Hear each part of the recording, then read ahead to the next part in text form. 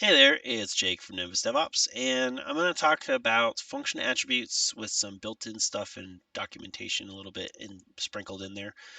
So just remember, we talked about every function is a fully fledged object, so it has many attributes. Some are special, some can be used in some sort of introspective way to inspect the function object at runtime, and we can give you a little example of that. And we'll do a function called multiplication, and I'm going to take a and just say b equals 1. And I'm also going to make this a little self-documenting, so I'm going to go quote, quote, quote, and I'm going to say return a multiplied by b. Okay, so you see I have some documentation in here, and then I'm going to say return a times b. Pretty easy, right?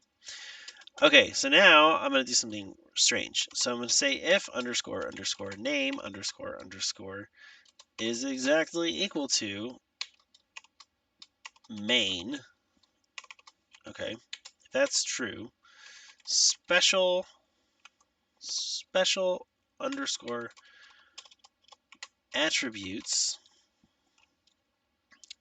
equals, and then I'm going to make a list, not name. I'm going to make a list, and I could say something like doc. I could do name. I could do qualified name. We could do module. Let's see what else. Comma. Let's do some defaults. How about code?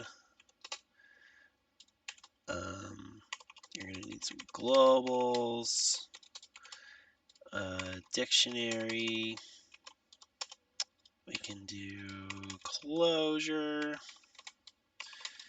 And annotations. And maybe some keyword defaults, KW defaults. Okay, something like that. And then in there, I could say for attribute in special attributes, print attributes, comma, and then I'm going to make a fancy string here with an arrow because I'm an artist at heart. Get attr multiplication, comma, attribute. What in the heck is all of that, Jake? Okay, so I use the built-in get attribute function to get the value of these attributes, get attribute object, and attribute object being multiplication. Multiplication being a tuple, a and b, which is a return value of one value, a times b, and then it's just going to evaluate the name in the main for any special attributes, and then for each attribute, it's going to loop through them and print the attribute for multiplication. So what is that going to do? Well, let's go find out.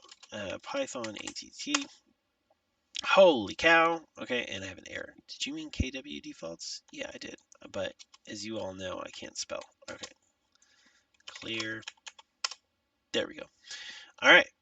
So that's a lot of information. And you may be like, I don't need any of this information, but here it is. So we admitted the value globals, okay, because it was too big. Uh, you can look that up if you want to. If you want to see all the attributes of an object, you can just call dir object name, like dir and then whatever the object name is, and you can get that. You'll be given a list of all its attributes. And you saw that I talked about built-in functions, and Python has a ton of them. They're available anywhere. You can get a list of them by expecting the built-ins module. That's the dir built-ins, like this.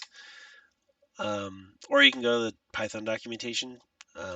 There's like way too many. We've used like bool, bin, div mod, float, filter, get, attr, ID, int, len, list, min, print, set, tuple, type. We've used tons of them.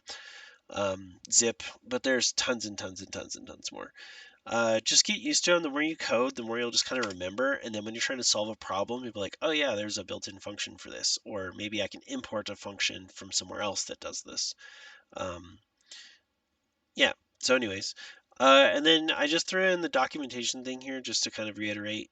You should document your code so it knows like what people know what in the heck it does.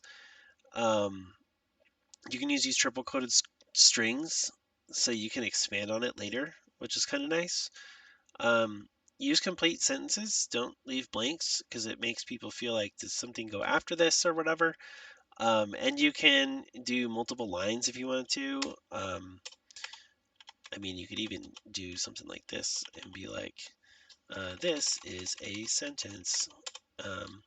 You are awesome. And you can just have multiple lines or a block of code or a block of comment. So yeah, just definitely want to document. There is such a thing as over documentation, but I would err on the side of documenting more than you think you should because you probably don't document enough. So anyways, that's it for this one. In the next section, I will go over importing objects.